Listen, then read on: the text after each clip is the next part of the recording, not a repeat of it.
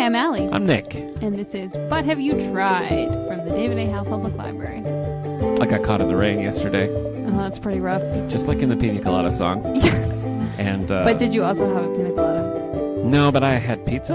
Okay, that's pretty good. I mean, it's like that's a fun food, like a pina colada. Yeah, that's true. Well, and I feel like pina coladas are usually cold, whereas pizza is like warm. Well, you're breaking new ground here today. I feel like a warm, like snack after you've been caught in the rain is probably preferable. Well, it was sort of mid. Because my son and I were leaving the library and it was raining and we were walking. So we were like, well, let's go get pizza and the rain will break. So we got wet going to get pizza. We ate our pizza, had a good time. Seemed like we were in a lull. So we started to leave. And as soon as we walked out the door, it was like, So it sounds pretty targeted. It was. It the did feel storm targeted. was coming right No, for it did you. feel targeted. Yeah. What do you think of the Pina Colada song? Do you know that song? I do know that Escape? song a little bit. I think it's kind of fun. Yeah, it's kind of fun. I mean, I guess it's about adultery, but yeah, it's got a happy ending. But sort of with a with a happy ending. It drives my wife crazy because the whole song is just bump, bump, bump, bump, bump. It's a whole thing. It's the whole thing, like That's chorus fair. and everything. You could just play those few notes and you got the whole Pina Colada song. Yeah, but it's very catchy. That's true. It's Perhaps a catchy because song. it's the same notes over and That's over true. again. Yeah. I also do think that pineapple and coconut is a lovely flavor combination. So. I agree. Have you had a Pina Colada? Well, not an alcoholic one, No, but I haven't like had an a alcoholic pina one. colada smoothie kind of situation. Yeah. I love that. Yeah, I went on a cruise with my grandpa, as we've discussed. Very classic childhood thing to go on a cruise with your grandpa. But I had a lot of virgin pina coladas, maybe too many. Because I it's can't forever take it. in your bones. Yeah, it is. It is. Yeah, you get sick after, 2, maybe 3 virgin pina coladas. I don't recommend it, but that's fair. And of course, as a child, the concept of if I keep drinking this or eating this, I'll eventually be sick. That's very hazy. There are certain things if I get a Shamrock Shake, it always makes me sick. It doesn't stop me. Seasonally, the Maple Tree Inn over in Short Tract, which is open for just a small amount of time. They have these maple milkshakes. I love them. They make me sick every time. And yet are you lactose intolerant? I don't know. Is that I what's must going on? be. Because there's a milkshake theme here. There is a milkshake theme. Yeah. I don't know.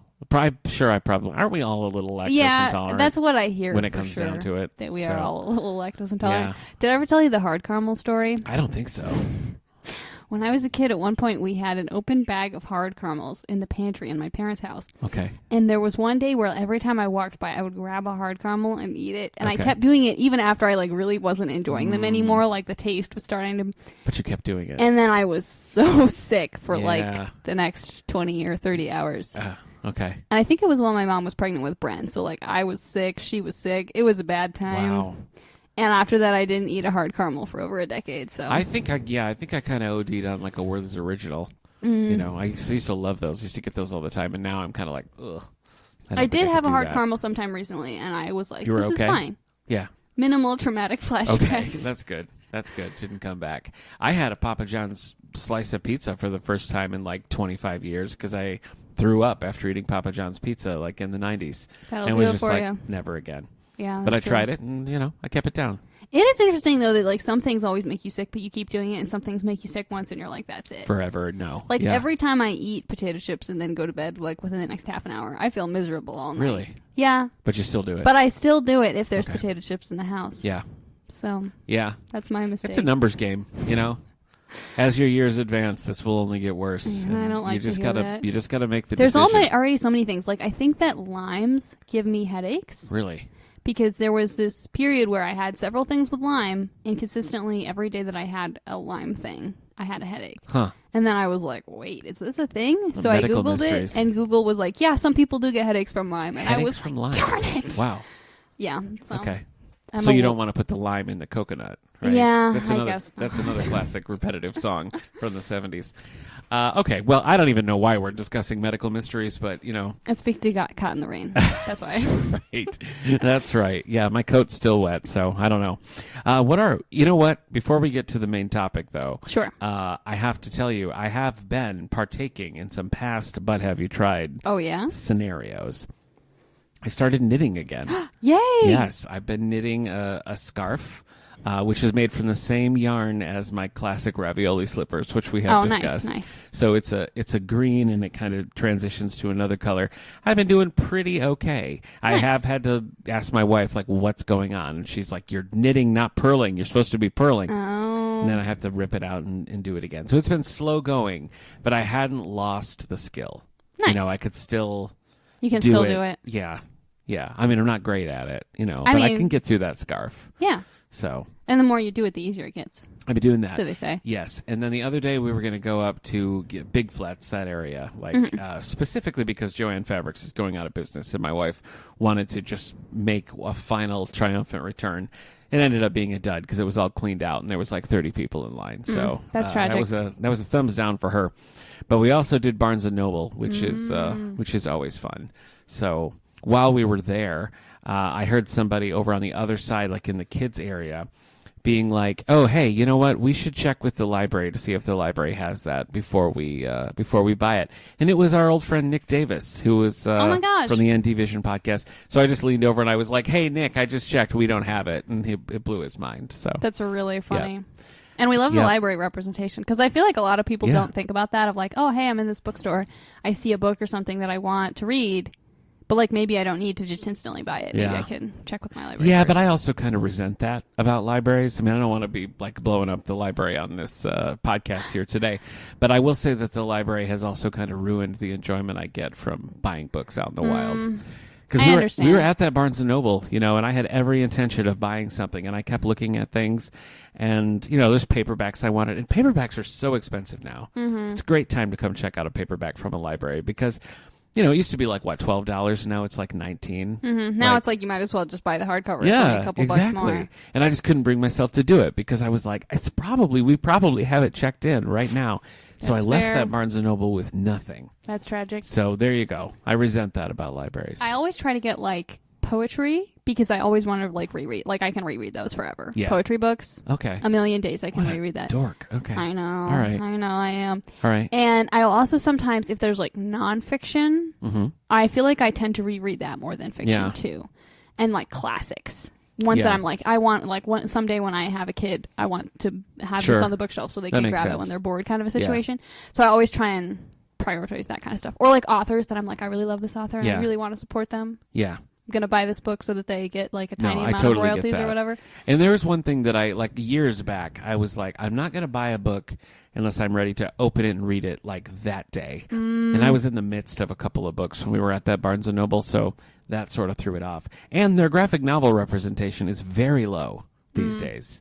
Disappointing. So, I know. Disappointing. I know. What a wind-up. All that information is superfluous to what I actually wanted to tell you, and that was... Since we were going to do that long drive to Big Flats, which is like an hour, I was like, I'll get a book to read. And so I was looking, and I got the second Tiffany Aching book. I can't remember what it's called. Bag full of hats. Hat full of sky. Hats full of witches. Okay. All right. Hats full of sky. So I checked that out, and I just started reading it, and everyone was delighted. And I finally said Tiffany Aching, and my wife and son were like, hey!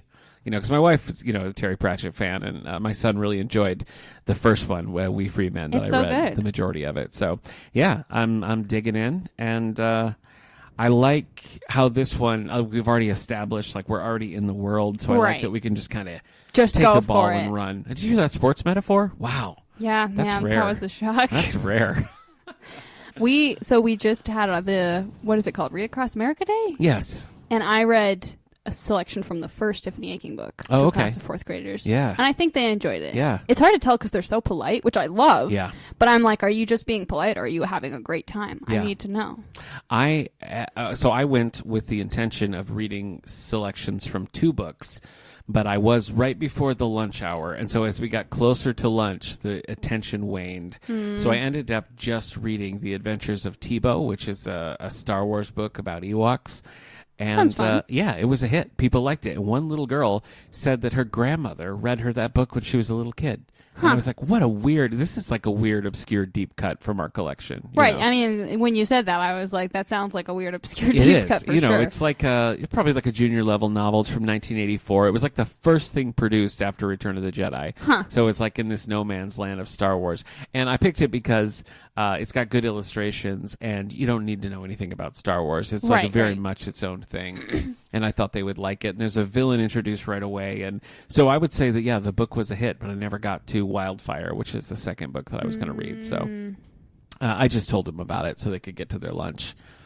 But I always works. have a good time doing that. When I draw 4th or 5th grade, I get nervous because it's a lot kind easier. of a hard age. Yes.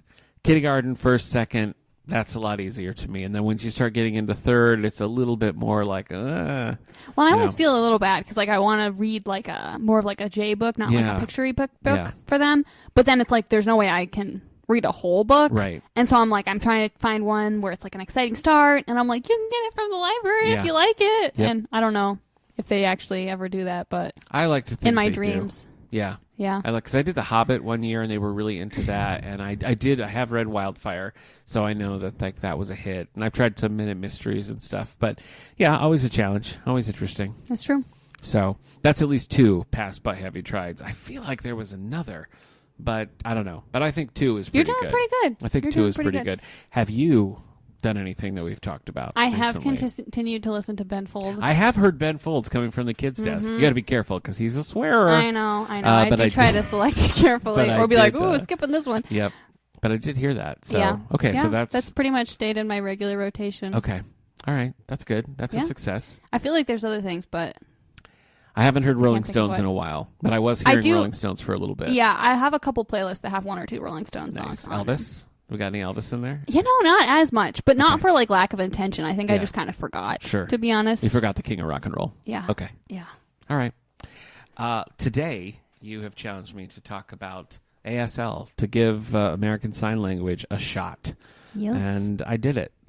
I'm proud of you. Thank you. Good job. Thank you. Let me give you a few facts about it first. And the facts are as follows. So signs have been used to communicate throughout all of history, of course, but the more formalized version that we know as American Sign Language, or ASL, traces its roots to the American School for the Deaf in Hartford, Connecticut, which was founded in 1817. Isn't that like the Gilmore Girls city? Like they live close to that one or whatever? I think Hartford was like the big city that was closest to Stars Hollow. Yeah. So that's the area. So it was like, it became like big in this school, and then other institutions started using that too. Okay. So it kind of spread like that. I was trying to figure out exactly how many people use this to communicate. The government estimates that over 500,000 people use it, but it's not something that is tracked like by the census or anything like that. So there's no real clear way. If only it was. That would be so interesting. I don't know why it's not. I mean, just toss it on the forum. Right. It's not like people doesn't do it the list census. other languages? Yeah, I think it does. Okay. Yeah. Well, seems like it should be on there. So this is a good point here to talk about the census whenever that comes out next. It's annoying, but you really should do it because it is an important part of like. Don't you have to? I thought it was non-optional. Oh, you don't have to. No. Really? I mean, I think probably they say you have to, but if you just throw it in the trash, I mean, you're not going to get hauled away to jail. Well, I mean, who knows now? I don't know what the rules are anymore, true. but sorry. It always used to be that you didn't necessarily have to do it, but if suddenly there is like a decrease in population, that could mean that you lose a representative, like in the House of Representatives. Like you don't want that. No, it's a big deal. So do the census, but that's besides the point. Also, the census should have ASL. So those are our two takeaways those are from the two, today. Yeah, that's right. There are lots of varieties of sign language, of course. Like ASL is one of many that is used. And even within ASL, there are a lot of regional differences, depending on what part of the country you're from. If we're focusing just on the U.S., there are a lot of differences within that. So you gave me a couple of options, which I did check out. I focused mostly on Mango Languages, which is our new language app. I've been doing Portuguese, which I'm continuing to do and enjoying. And I felt like I am most likely to do this if it's already kind of baked into what I've been doing. I could see that for sure. So I did that. I like the layout of that. It took me a minute because it's such a different process, obviously, than trying to learn, Spanish or Portuguese or whatever.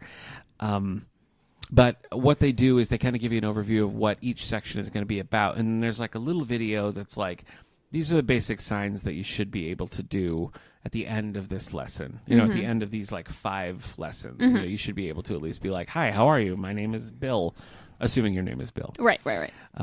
But so that's what I focused on mainly. I went through several sections of that and was also, looking at the spelling, what do you call that? Finger spelling? Finger spelling, yeah. I was doing some of that as well, and because you told me to spell my name, which I have been practicing. Separate from this, we have been doing a rewatch of the MCU. Okay. We just watched The Eternals, which I'd only seen once, and I remembered hating it. So, did you like it? Did you watch it in a drive-through the first time? No, I didn't watch it in a drive-through. I That's just a had good to ask. question. I Oh, just can you had to imagine? ask. That's such a long movie. That would be a long time. That would be a long time to be to sitting a in a car. driveway through. Did you like the Eternals? I did like it. Wasn't my favorite, but I liked it decent. Yeah, I had a much better appreciation for it the second time. But one of the characters in there, the character's name is Makari. It's played by Lauren Ridloff. Uses a modified version of ASL, like she's communicating that way throughout the entire movie. And I did catch little, like she did Strong and More, which is kind of a well-known one, but there were several signs that she did throughout there that I kind of recognized from what little thing that I was doing. So I was like, hey, so that was cool, and it was fun to see that. ASL is something that, like, I always, when people just break it out, I'm always so impressed. Right? It's amazing to watch. Yeah, it really is. I'm more impressed with that, I think, than like with somebody who's like bilingual with another. Because it's just so different. It's a completely different thing. I mean, I'm pretty expressive. Like whenever I have to give a talk somewhere or something, and people try to take a picture, I always look insane because my hands are in some weird gesture because I think it's from theater. I tend to just use my hands a lot to express points and everything. So, I mean, that. So did that translate into me being good at picking up ASL? Absolutely not. Absolutely not. But before I get into it, tell me a little bit about, like, why did you pick this? How long have you been doing it? How good are you at it? Why? Why ASL? Okay. So I think the first time I really encountered ASL, like I vaguely knew that it existed because I feel like a lot of people know something about it. But I think the first time that I really encountered it was when I was in high school, my homeschool co-op. One of the moms was an ASL interpreter, and she taught a ASL class. So I was like, that seems cool. So I took it. I think I maybe did two. I think we did semesters in co-op. It was a million years ago now, so I feel like I'm forgetting everything. But I think I did 2 of the classes with her.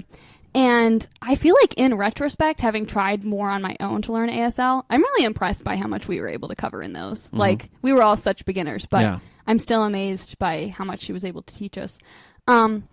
So I feel like that was the main introduction. And then once I graduated, I didn't really do much with it for a while. In college, I had a friend whose mom was also an ASL interpreter. Wow, okay. And so, sometimes we'd be like, oh, I don't really remember this. We'd, mess around with finger spelling or, just kind of, for fun, be like, what's this sign? That kind of thing. So it was, definitely an interest. But, again, I was like, I'm in college, and I don't feel like I really have a great way to keep pursuing this. And then I was talking with, actually, a woman who used to teach me karate, who's also an ASL interpreter. What a well-rounded little champ you are. Oh, man. I don't know. I'm just, trying to be the jack of all trades over here. And she mentioned this website, ASL University, which is one of the resources I recommended to you. Yep. And she was like, yeah, you can use this. And so for a while, every so often, I'd go on there and I'd try to work on it a little bit. But I wasn't really doing it, in kind of a focused way. Gotcha. And then last year, Caleb and I read the Magnus Chase series, which prominently features a deaf Rick character. Riordan Yes. books. Okay, sure. It's like the Asgard one with Thor and all of that. Sure. And there's an elf who is deaf who uses sign language, and a lot of the characters communicate with him. And it kind of reminded me, this is something that I really wanted to do. And my brother and I were talking about it and just thinking about how, no one in our family is deaf, but hearing loss is something that can happen to anyone. Yeah, true. Kind of at any time. And in fact, most of us, some amount of hearing loss will happen to us sooner or later because of how the human body degrades. And also just kind of what I've learned through some of those people about how much the deaf community, so few people know ASL who aren't deaf, that it's they deal with such barriers to access and language deprivation. And so last year, my brother and I were like, okay, we're gonna try and do some more ASL. And we didn't do a great job. We were both busy with other stuff. Sure. But we did a little bit. And this year we were like, okay, 5 days out of every week, we're doing ASL. We're practicing it. We're doing whatever. Which I have been doing mostly. I think there was 2 weeks where I messed up. Yeah. But so I've been trying to do that, and I found another online curriculum that's been really good. So that's mostly how I started getting into it, and I've been working on it a lot more lately and getting together with a few friends to try and practice. And so that's kind of why it was on my mind. And I was like, this is something that's cool. That'd be fun for you to try. Yeah. So That's why I picked it. Well, I did it, and it's hard to. I was bad at it. Like, it's hard. It's hard. I just don't, so it's like I wouldn't really say that I didn't like it or that I didn't enjoy it, but I will say that I don't like not being good at things. Relatable. So we can Relatable. we can get into the psychology of me. You can break that down however you want. But I have never had a great knack for learning languages. Mm-hmm. I don't know why. I mean, because I have. I grew up in theater and stuff, so like I could memorize a script like that, no problem. Mm-hmm. So you'd think that like ability to memorize would help me in this regard, and it just doesn't. I don't know.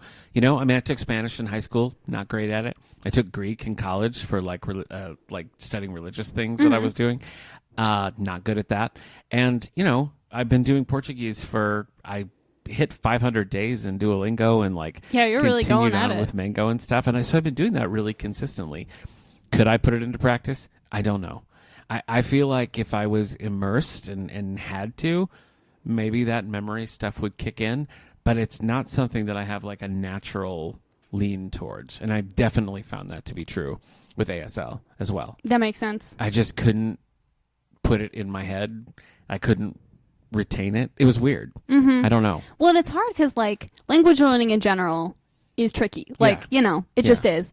And I feel like partly because there's so many aspects to it, you have to memorize vocabulary, but you also have to understand the grammar and then put it together. And I feel like I can do an okay job if I've been working on a language for a while, understanding it. But as soon as it's oh, you need to say something, I just choke and I'm words. But so there's that similar thing with ASL, but there's also the spatial reasoning element where it's you're looking at the video and you're okay, her hand's going that, so my hand needs to go left. Is that left? Is that right? And then sometimes I'll realize I think that I'm doing it correctly, in my brain.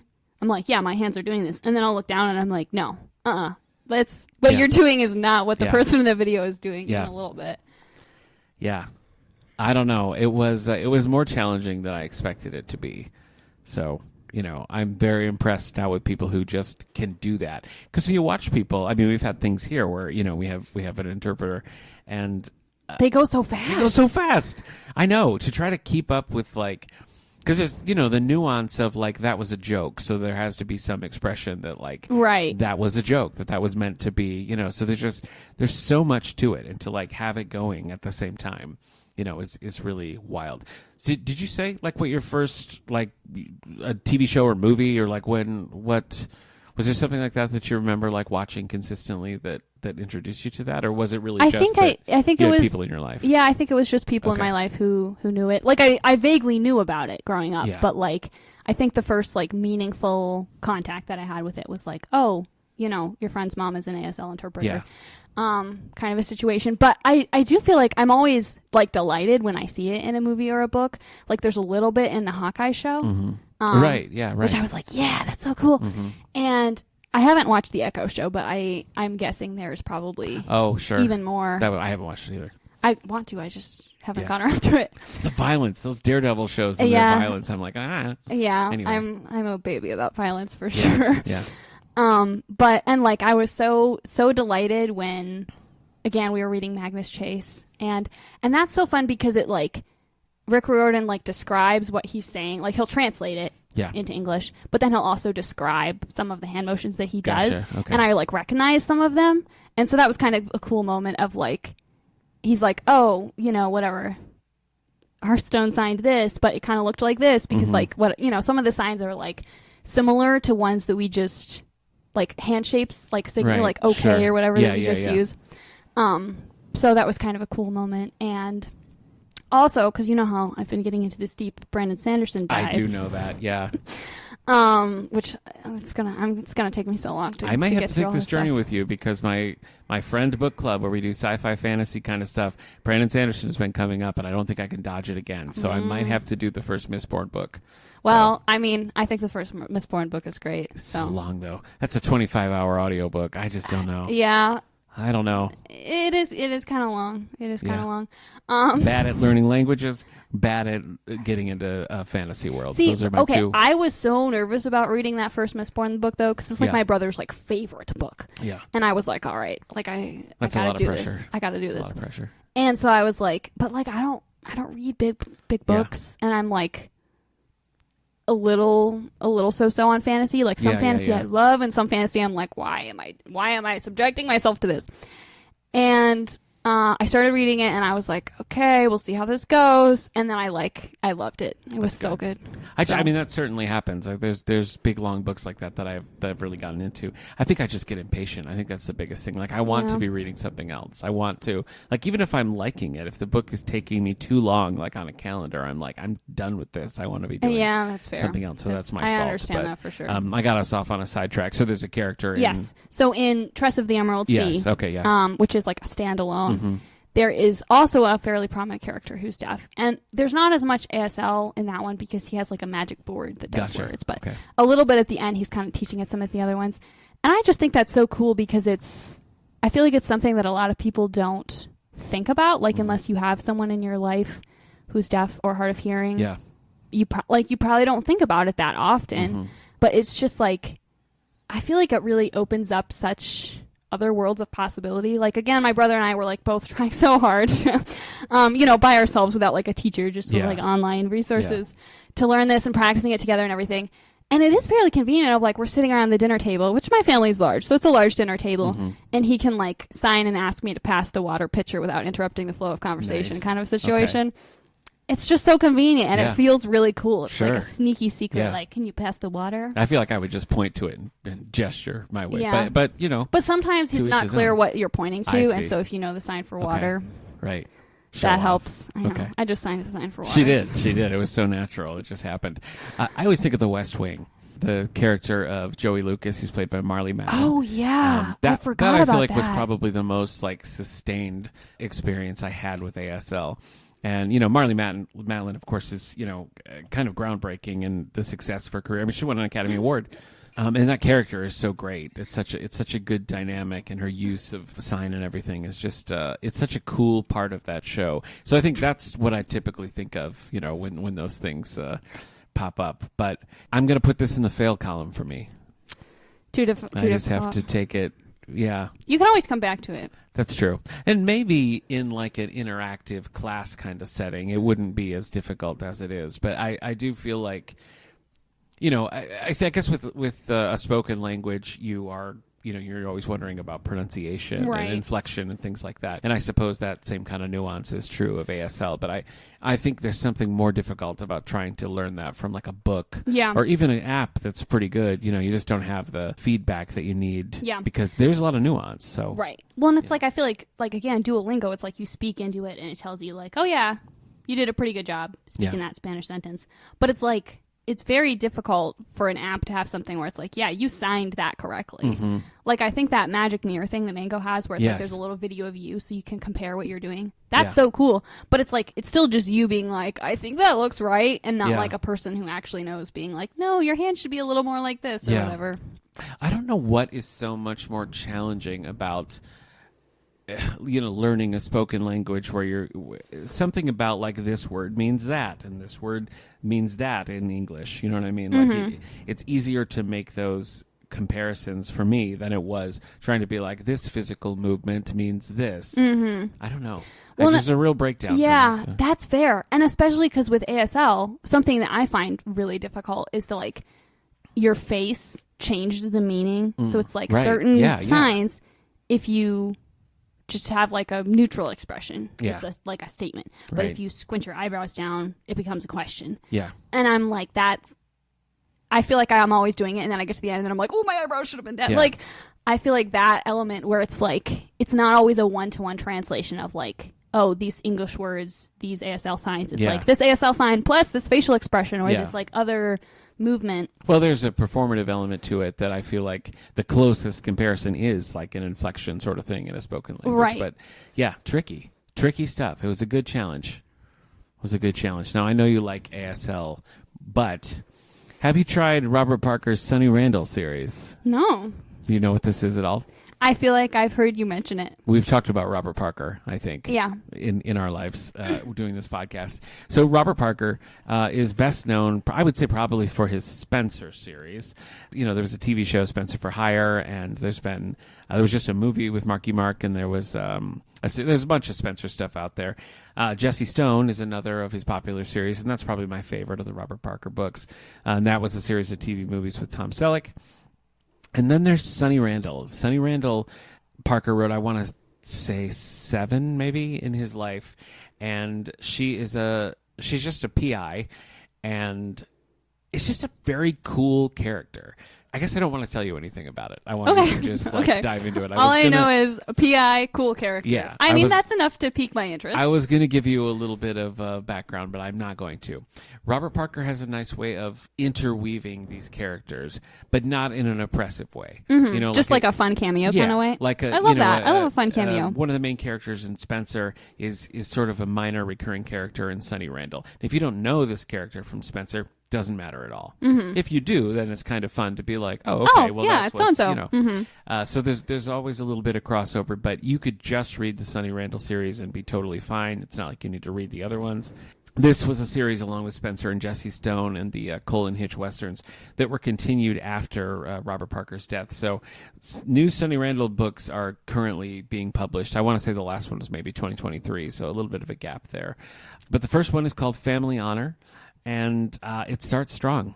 I'm going to say read Family Honor. If you want to go beyond that, I think that's great.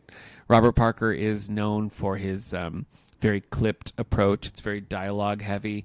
I think you could speed through the books pretty quickly. So if you like it and are intrigued and want to move on to Perish Twice, I'm certainly not going to say no. But your formal assignment is Family Honor. We'll see how far I get. By Robert B. Parker. Sonny Randall. Book 1. Okay, so in 2 weeks, we'll be back talking about everything we're reading, watching, listening to, signing, knitting, crafting, all the options. So be sure to come back and find out what we're doing. And if you want to read along with us, it's Family Honor. Family Honor. That we'll be discussing in 4 weeks. That's right. Talk to you then. See you later.